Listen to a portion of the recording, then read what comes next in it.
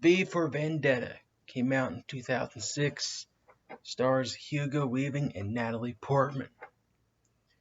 The film opens up in the year 1605.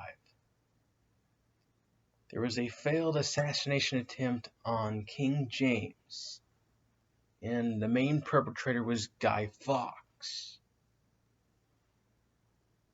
He was tried and he was executed for his assassination attempt.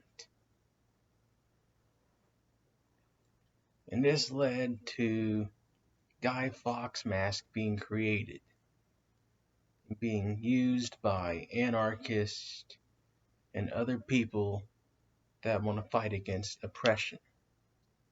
Guy Fawkes became a hero against dictatorship and totalitarianism.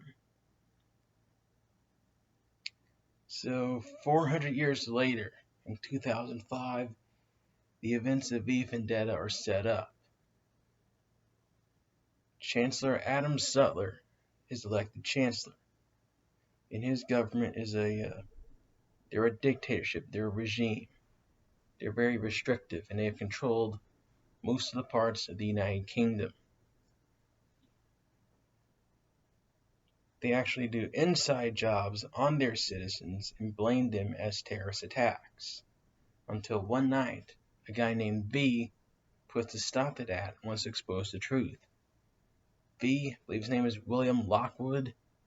He's a former inmate. He was subjected to human experimentation with biological weapons. But something went wrong. The prison exploded. It caught fire. He survived.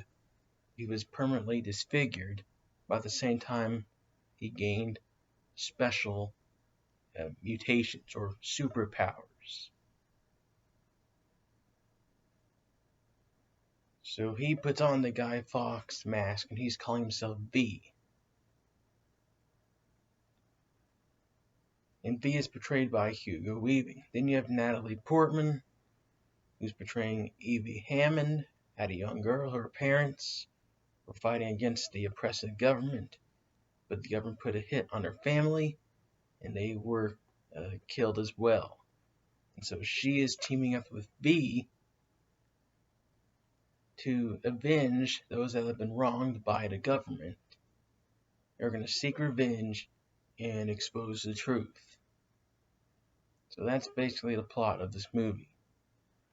My thoughts on V for Vendetta, I like it. I think it's really good. It's based on something of historical fact. You know, the Guy Fawkes assassination plot. And the movie, it's brutal. It's dark. It's very dystopian, Victorian era-like, which I like the feel of the movie. I like Hugo Weaving's portrayal as V.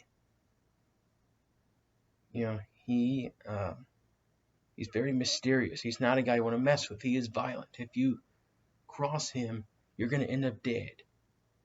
But you also don't know who he is. He does not reveal his face in this movie except for a silhouette, which I like it.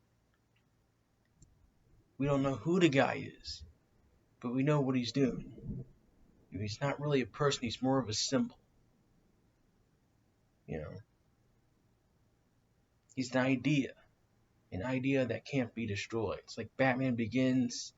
Bruce Wayne said that a vigilante can be destroyed. That's a symbol. That's incorruptible. That's the theme for V for Vendetta. So I kind of like the message they gave out. I like Hugo Weaving's portrayal as V, and like Natalie Portman's portrayal as Evie. The first half of this movie is pretty good. The second half is a little bit more confusing and hard to follow. But I got the gist of it at the end, so I'm going to give V for Vendetta a 10 out of 10. After 16 years, I think it still holds up. It's one of those weird movies that DC has put out. It's not like Batman, it's not like Superman or Green Lantern or Aquaman. It kind of fits more along the lines of The Losers or Watchmen or Constantine. It's way out there in the DC realm. So if you want to go watch this movie, I would go watch it. A TV series, this movie is in development.